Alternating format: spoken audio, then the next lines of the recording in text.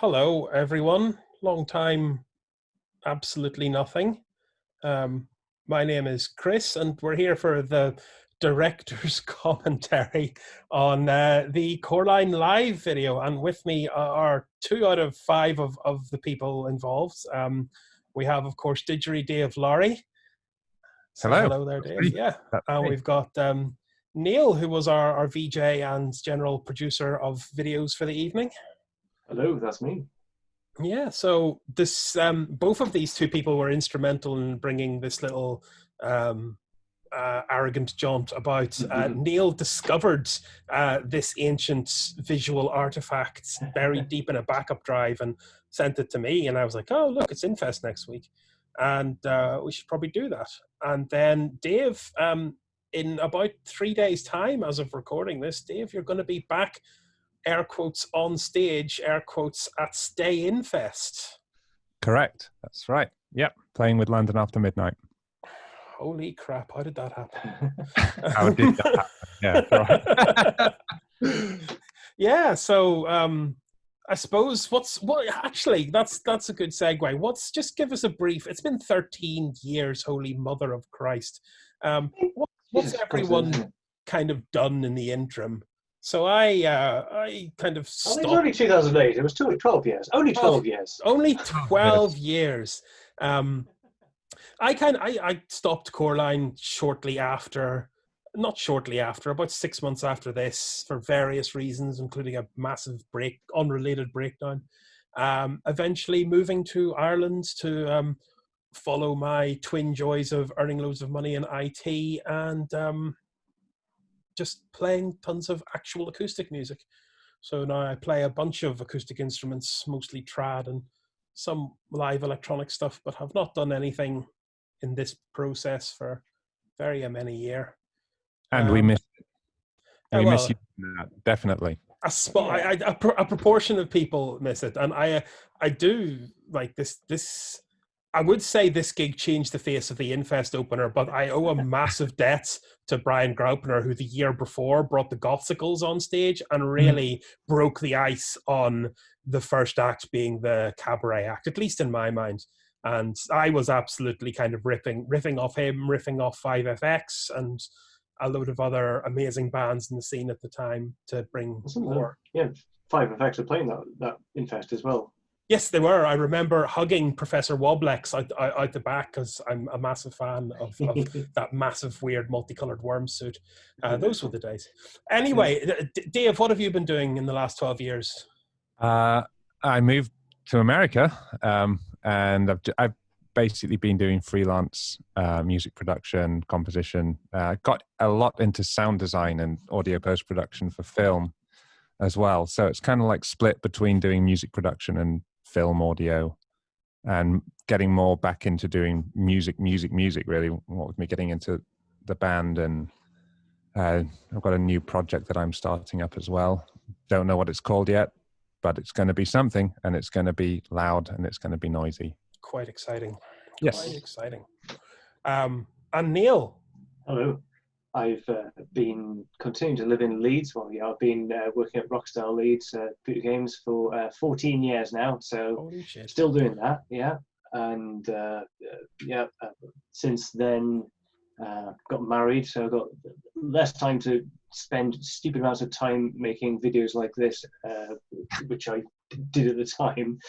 There was a lot of working very late trying to get these videos finished in time. Oh yes, it was absolutely hectic.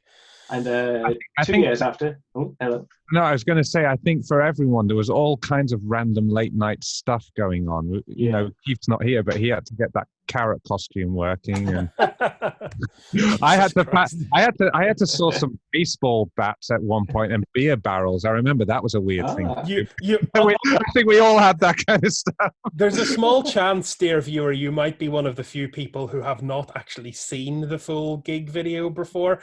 So to quote Mr. Tails, may the spirits rest him, you're in for a spectacle. Yeah. Sorry, Neil, I interjected there, but I just remember, you sparked my late night musings as well at that time. Neil, you're also the only one of us to own a house, so I'm super jealous. We've got a garden too recently as well, which is nice. And amazing cats. Lawn. So 5 excellent cats. Basically, I mean, no one really wins life. We're all losers in the end, but you're definitely ahead. Cats are good. So yeah, 2 years after this, because this is technically I opened Infest this year, or that year rather, 2008, because I was the one who pressed the button to make the video start. Yeah. And I got to do it 2 years later at the following Infest, because there was a gap. I didn't do it in 2009 because I did the videos for Mandroid. Yes, another amazing band, yeah. And I managed to, I got the DJ video for this, or the VJ video for this from the DV camera. I had to buy a FireWire card because I ripped the video for the Mandroid gig. So at the start of lockdown, Keith put on a Twitch stream of that. So yeah, I've now got a FireWire card for the 4 videos that I've got, which are Mandroid gigs and Coreline gigs. Oh, Jesus, FireWire, rip that. Okay, so the logistics of this, we've been talking for a while, but if you want to, so what this is you're going to have 2 YouTube tabs open at once. We're going to, in a minute, ask you to press play on the full gig video, which will be linked in the description. And then we're going to press play at about the same time, and we're just going to talk over kind of what was going on stage, how much fun we had or did not have at the time, and just basically do that kind of director's commentary. I freely admit, this is probably the most self-aggrandizingly arrogant thing I've ever done. But it is. I like the way you say director's commentary, and there didn't seem to be too much direction going on a lot of this. That's actually fair. I think the golden rule we had for this was if it looks professional, you're not doing it right. I think that was one of the kind of core design principles we had. But anyway, yeah, so get the other video up beside. Pause this one if you want, get it up in another tab. And then get ready on the old play button there. And fellow friendos, I hope you're hovering over the old play button as well. Oh, it's all me, actually. I was going to... Yeah, we're waiting for you to do that. Yeah, let's go. 3. Well, internet podcast people do it. 1. Yeah. Oh, they're going to do it when I tell them to. Oh, yeah. They obey me. 3, 2, 1, let's rock. I can definitely say we have a spectacle. Yeah, that's Mr. Tails now, who's dead quite some time, bless him. In the year 1999, Coreline Industries was the question mark box was a proper mystery box style thing. Who thought of it? It was a last minute thing, wasn't it? I think that was you, Chris. Was it me? That was you. You wanted something on stage that no one would ever find out what it was. Yes. Yeah. The mystery is solved at this point. It was completely fucking empty. It's Peter Molyneux style mystery box. There's nothing in it. It's vapid. It's just there to pull clicks in. Yeah, so there have been accidents. So Tails came to me and kind of wanted me to help him write this and get some information. In hindsight, it's bugged me for a while that I didn't have him mention anything about Ireland. But I suppose I thought that Tails wrote this himself. I didn't realise you did. Did what? I didn't realise that you helped him out with that. No, it was mostly improv, but he came up to me and gave me some questions that he wanted answered to kind of fill it in. So, of course, he did. And I'm glad I gave him this opportunity to do some actual legitimate pantomime on stage, because I know it was, as much as we all different bands would take credit for pantomime. Oh, there you go, Neil. That was your magic button. Which I have got honestly no. Music started. Music has started. So was this? Oh yes, we had. Who's this? Oh, here's the mobile phone footage. The only Coreline cardboard robot I didn't make myself. I outsourced it to the Totoroki guys. There's Keith in his fully functional carrot outfit. Yeah. Why? He was so happy then, and everyone was so. For our little group, like me and Tails and some of the other people, it was really kind of a big moment. Phil Collins teaching us the way to amazing drum fills I come up with that? I love Was it? With the third eye chakra, it was so pleased with how it came out. yeah, that was inspired. I just loved this kind of little breakcore remix of In the Air Tonight. I think it's the song which really stuck in my head for a few months before the actual gig, so I put this together as the intro track. This is one of the first things I made a model spaceship thing and sent it to you and said, how's this? Do something with that. I don't know, and then it worked out from there. Yeah, you taught me, through this project, you taught me about Greebles, and we were throwing bits and pieces back, and I was just so excited. I still am excited about Greebles. Oh, yeah, there's a Star Wars term for the little bits they glue onto spaceships to make them look like interesting. I had the thing in 3D Studio Max that automatically Greebles an object. I went, look at this, it's Greebling. Really happy we used the kind of rainbow theme for the faster than light travel. Really started to help. Yeah. And one of my two real big pet peeves about the next minute or so, me on the bit crusher during this overnight on the recording. That's such a bad idea. Never do that, kids. I knew it was a bad idea when I was on the knobs. Like, how the fuck do I get out of this? It makes it sound live. Yeah, but it's the wrong kind of live. I had other tools at my disposal there, and my second 10-year-long gripe comes up right now. And no, so there, if you noticed, there was just a little tiny gap there. It was only about like a demi-semi-quaver between the end of the build and the start of the main thing. And I spent like an hour trying to track that down, and I could not figure out how to get live to go from one clip to the next. So there we are. I can't say I noticed the difference. This is the point. We've got a narrative here.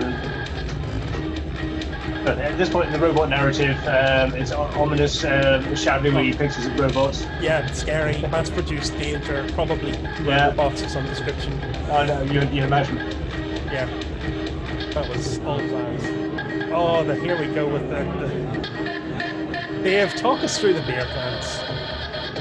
Oh, we want it big loud, but I'm hearing it now. Okay. I imagine in the room it sounded really big, but I don't know. It kind of overpowered the PA to an extent, which is crazy. Yeah, they weren't light enough at all. Yeah. I remember that I wanted to baseball bat, but I ended up having to get around with that. I just remember by the end of the gig, they were absolutely destroyed. We only did it like two jiggles, yeah. The pub was a little amateur, I think. I don't think I stole them. I think I asked them. I can't hear you very well, Dave. Yeah, Dave, you broke up a wee bit there. Oh, here.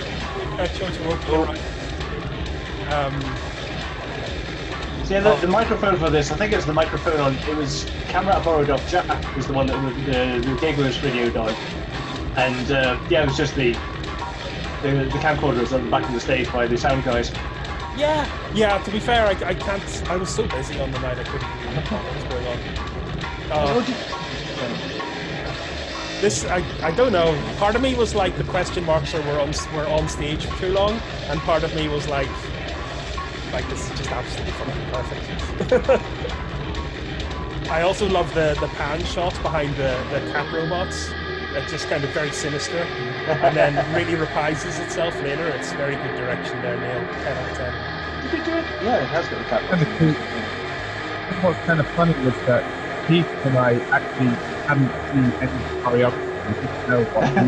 Oh yeah, because Keith was good. So I didn't actually do the question much. So I'm surprised there. I'm looking at it. Here we go, the big reveal. Special thanks to the Easingwold School Junior High. Oh yeah, I remember. I remember getting comments on MySpace from some of the students, like being really proud of having taken part in it after seeing the video. It was very cute.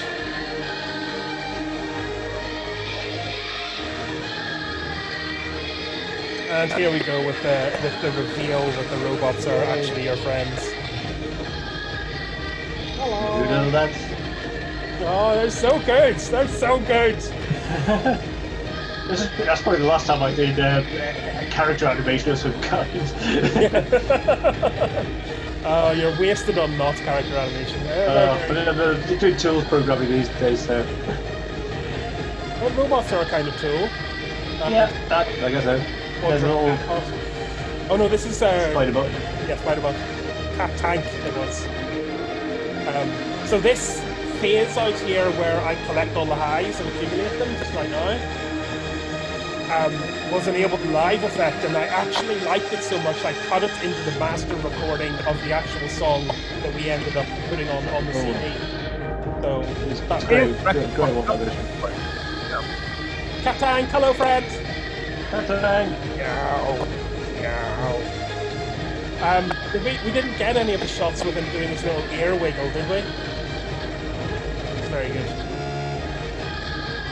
No, I have got the video, like the original video for the stage stuff as well. So yeah, I've got that. I'll put that behind this video, hopefully. Fancy friends, and of course we did this kind of around the world style choreography with the full support of Jake from Chotowoki, and yeah, they were happy enough to do it. very good, yeah. Yeah, we were just, I mean, like, it was so, like, strapped together, literally with gaffer tape and cardboard. Like, it just, I don't even think it needed more stuff. I wouldn't change a thing, I don't think. You look like a kind of dismantled head not trying to control the children. Yeah. That's very hardcore robot. Yeah. They were standing still for a lot of the time as well. That's on me. Hyperspace thing. Emergence from FTL Drive, very good, loved it. Harry Potter in a filthy techno. Yeah. Quite the tune. Never released due to obvious. Yeah, due to obvious copyright dangers. And we first arrive on Yay Worlds, which is one of my favourite places. It's my favourite one to play. I think you're a big fan of this song in general, Dave, aren't you? Yeah. Yeah, it's great fun. I think found that really fun.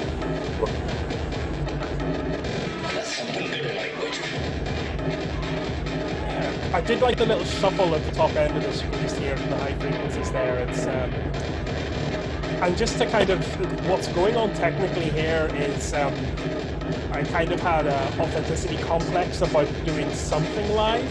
So if I walked off stage right now, the sound would eventually degenerate just into a static loop and wouldn't work anymore. So I'm definitely having to progress it forward. The downside of that is sometimes I miss the cues and we end up going twice as long as we should do, and I think this is one of those instances. I also have to... Oh yeah, I can see me looking at keep. Well then, yeah, I remember this. Yeah, some of it went on for just far too long. This is one of the ones where I was basically hammering keys on the laptop. I had Resolute playing videos, so I just had these all queued up per song. So I just ran the faster button or the slower button on these things. Yeah, it works so well. What a glorious mess.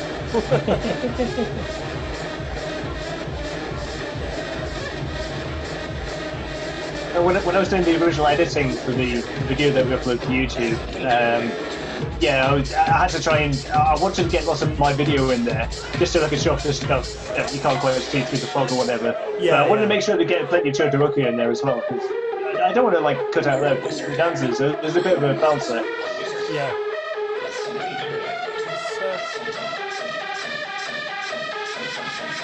The robots get started. Yay!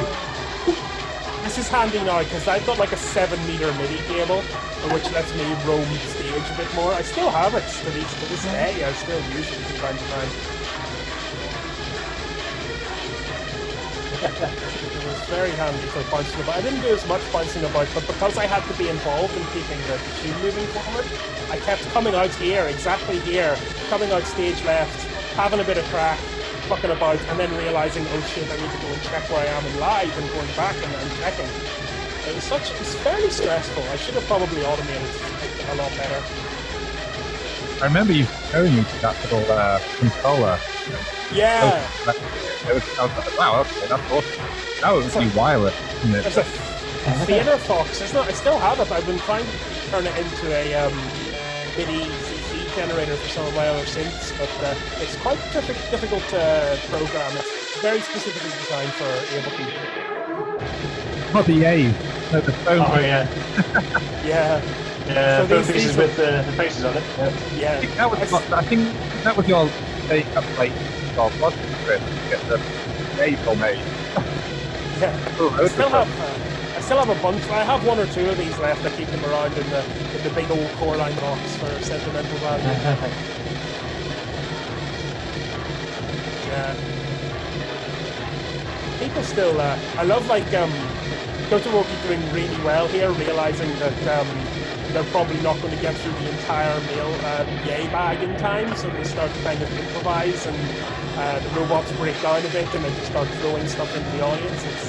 They were true professionals. We were supposed to have Jake on tonight, but due to my time management and miscommunication, we couldn't make it. So I'm sure he could have shed some light on what's going on here, but they did so well. Yeah, the real stars of the show.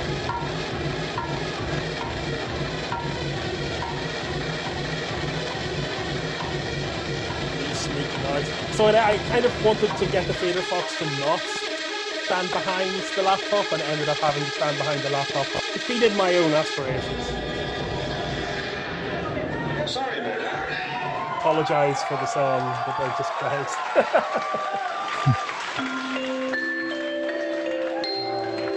This is Dave there is on hammered dulcimer, and alas, due to just the environment and not having enough time, we just could not get it to sound out on top of the PA playback. Shame. Had a nice little counter melody for us.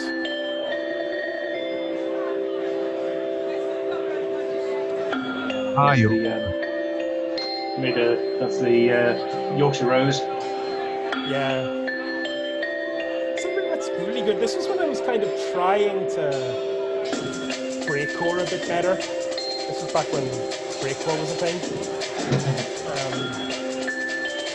And I was trying to adjust my compositional process to like align with that a bit more, because I didn't really love it. And I think this was probably one of the best tunes to come out of that approach. This is my favorite Coreline. And we had a big, massive text file of all of the we used train stations, didn't we, off Wikipedia? Yeah, certainly places in. Well, there was Drax in there as well, I remember.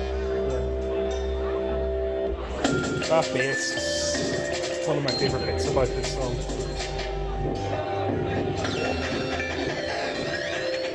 Yeah. Good job, pass, Chris.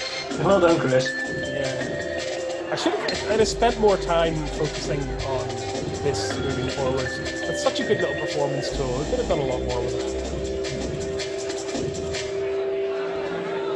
I think the photos are just pictures that I think I searched for the word Yorkshire and picked out what was there. I think I gave you some ones as well, because some of those are my photos. I recognise them. I know your apartment building appears now at one point. At one point, yeah. Yeah. It's kind of like trying to show both sides of Yorkshire, or the Yorkshire that I experienced, and its kind of bucolic, like almost agrarian kind of hinterlands, and also the sort of slightly mucky big city of Leeds and its environs, and the modern architecture of it as well. Again with the Bit Crusher. Not the right place for it. Good break. I think play along at this point. Yeah. I think I'm very proud of this song in retrospect. Really progressive, nice. Yeah. I remember actually, you might notice, I don't know if you can see it in the, I'm having so much fun 12 years ago. As my grandfather would say, we were having fun there, but we didn't know it. I think when we got on the page, we were all just so tired from preparing it. Set up. Oh, here's the big plot twist. Clouds are banging into it. It's fucked. It's the Yay Defense cloud system has activated. Yeah. Oh, this is such a good scene. I love it. I'm so pleased with this. Oh no! No matter what the theatre group were doing, I had to keep this bit in. Yeah. Oh, triangle friends, square channel. It's gonna be okay. Circle friends, I believe in you. Oh God, I love them so much, Neil. I love them so much. Especially the fact that the poly count's relatively low, so they're not perfect circles. Yeah. I'm sure it's going around the circle there. Whee! Particle effects. Also, Star Trek Generations. Yes, in there as well. Absolutely. Oh, this is delightful. Oh no! Oh no! Oh no! Oh no! We must all be dead! Everyone's dead! Oh no! They're fine. Oh my poor heart, I'm too old for this much joy. Oh, but all the robots are dead, surely. Yeah. Robots are fine! Hooray! To find everyone's okay. Oh, And you notice there's a lack of trees there. That's because I was rendering this in the green room like 2 hours beforehand. So I had to cut it down. I did not know that. It's like we put 242 and Marshall in the green room, and I was just sitting in the corner of the laptop going, quick, quick. Render. Oh.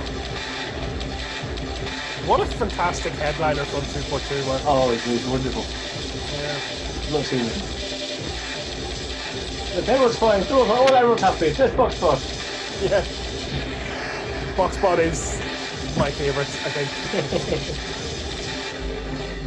So this is where I double up and put everything in semis. And it works fine on a recording. It didn't work too fine live because there was just too many signals. So instead of triggering everything on a semi-quaver, I'm now triggering everything on a demi-semi-quaver. So it's just pretty much, there is drums happening at almost every perceivable moment that it's possible to do. This is Black Midi. I can see me just looking across the teeth. What's going on? Oh, so good. In hindsight, we probably could have looked at stripping out some of the drums from the mix so that it made more space for what Keith and I were doing. But yeah, I think a lot of in the entire Coreline Live, I think a lot of my problems stem from the fact that I would always send a mixed stereo. Oh, here we are, Overdrive. This was Choshoroki's big piece. They fully choreographed this. Yeah, a lot of my problems with the live shows was I would send a stereo mixed pair to the house, and I'd just be like, yep, there you go, you do it. I'm like, really? I should have trusted the sound guys to separate stuff. And I would have got much better sound overall by doing that.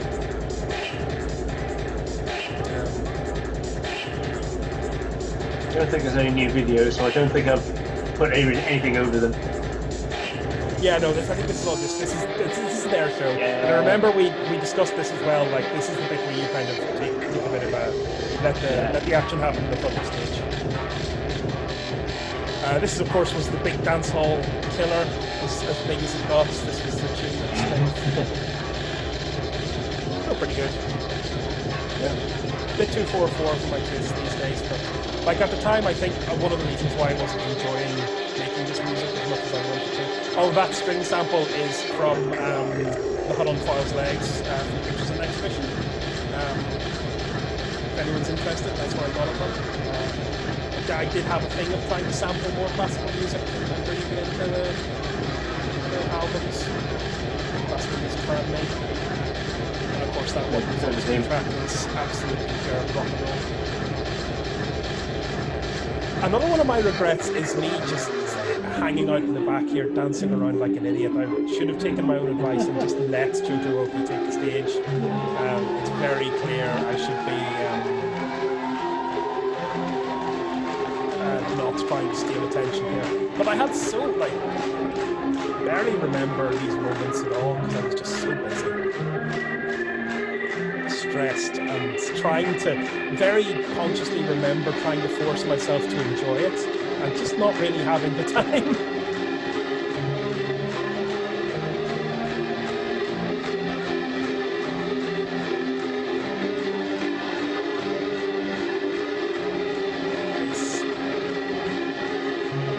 Just in the occasional key. No. I think I owe a lot of what I do with electronic music to what you're doing when we live together in music. So here, coming from your room, and I've never really heard stuff before. Doing that thing there, and it had a few effects. I'm always a little bit blown away because your produced stuff is obviously, this was all very brute force and ignorance. I think all of my work is quite a lot of brute force and ignorance. There was definitely method there, but there was a lot of madness as well. And all of your work, like right away from Akuma Tenshi onwards, is much more well thought through and through composed.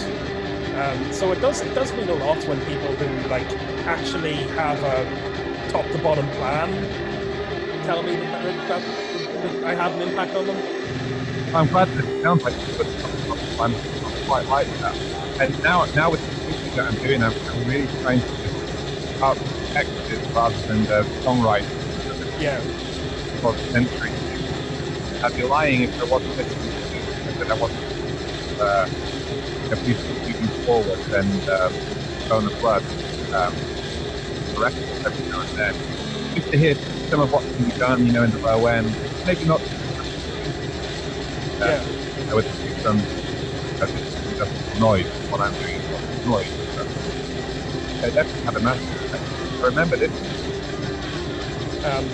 Just to point out that the Chochoroki lads spelled out the words yay there, which are also fantastic. And there was a little story throughout the choreography. It comes to a head here where this unfortunate robot develops self-awareness and starts big fishing, and unfortunately must be destroyed. Total incinerator. I loved. You could hear the awe from the audience, and I was just like, mission accomplished. But this is Organized Sound. It's one of my favorite songs. The quote here is from John Cage, talking about.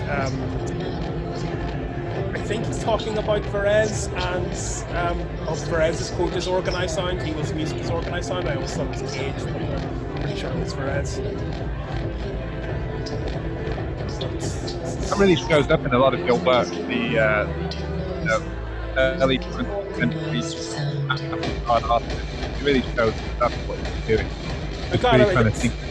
I think from my entire time starting out before I was into electronic music, getting into electronic music through kind of my father and Steve Reif, kind of teaching me about John Cage and listening to his music. I still am a massive kind of fan of John Cage and his music and his philosophy and the whole concept of music being what we all agree is music. Yeah, but the way you did it was basically took that and composed it on, I guess, contemporary popular. Yeah. But put the middle finger up at the same time. It kind of is. But yeah, I agree. I mean, I think Reich and Philip Glass, they're kind of like, they were modern minimalists, but they laid the foundation for all kinds of electronic music, really. Music. Absolutely. No, I don't think I definitely kind of am invoking them rather than attacking them for this stuff. Oh no, of course. No. I mean, you stick your middle finger up at popular music. Yeah. That's what I meant. Yeah. And yet, kind of, in a way, the downside, one of the reasons why I was unhappy with some of this stuff is that the workflow was not so much art as it was kind of building a product. A lot of decisions were made when writing these songs. That is, what's the dance floor going to like at this stage? How can I be the next Copy Christ? And kind of a bit. Did Zombie Christ play that year? Or No, they were a after? few years before, a few years after. Yeah. Oh yeah. I remember Infest still around.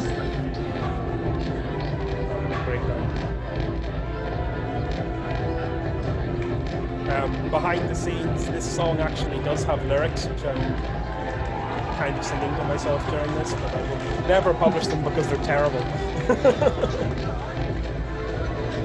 I remember by this point, absolute action.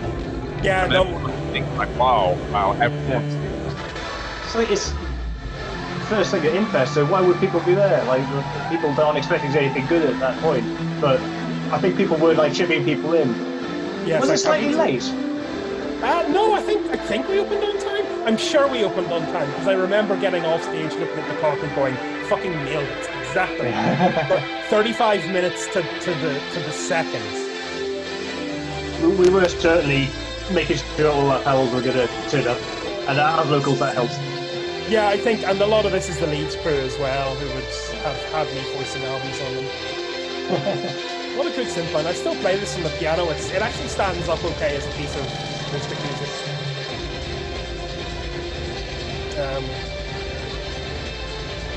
The snare drum at this point just hit, just all I went. I hate snare drums. I actually spiritually hate snare drums throughout my entire life. Except unless they're the Amen snare drum, which you can pitch really good. Just the rest of them I just love.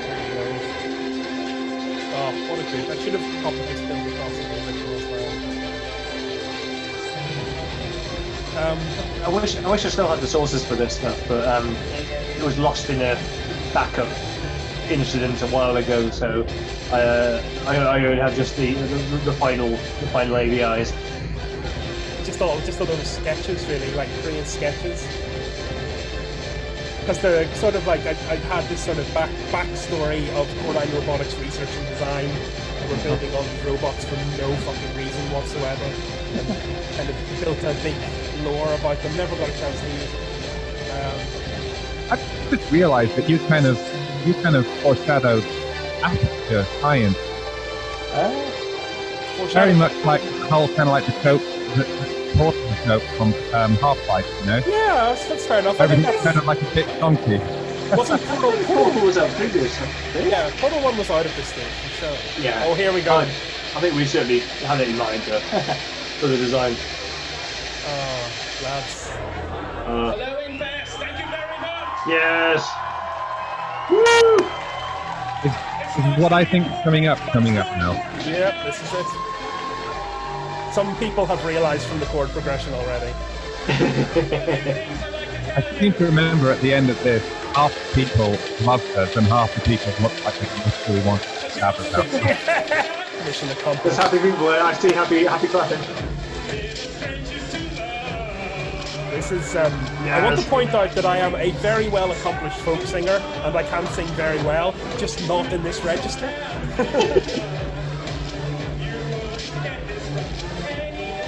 This is about maybe at least a fifth above where I'm comfortable singing. I think the fact it was happening was good enough, really.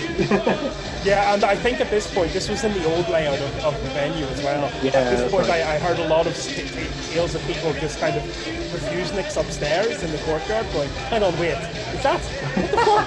And literally bowling down into the venue to dance to this. So many phones up as well, back in the day when you were recording at 380. Coming out. I tried what I could find, I listened into the audience video. Yeah, no, that was cool. So I had a rack of clips from the original video, and which as you can see, I was hammering the keys on again.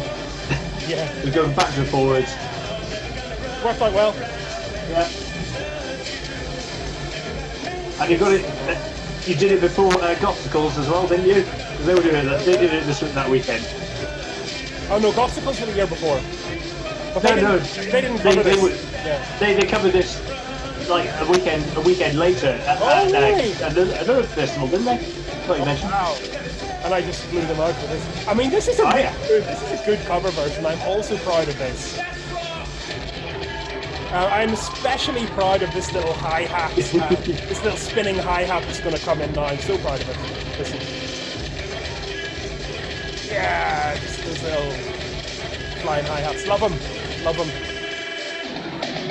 And the big cabaret. Thank you very much. This is Miss Coreline. We were totally To my right, we have the Redeemed Ball percussion. getting at Fitz, trying to create fake drum. And Keith Baker, yeah. And that was a skit on the fact that I can never spell your name right. Sing along if you know the words. Oh, Sing along. first part.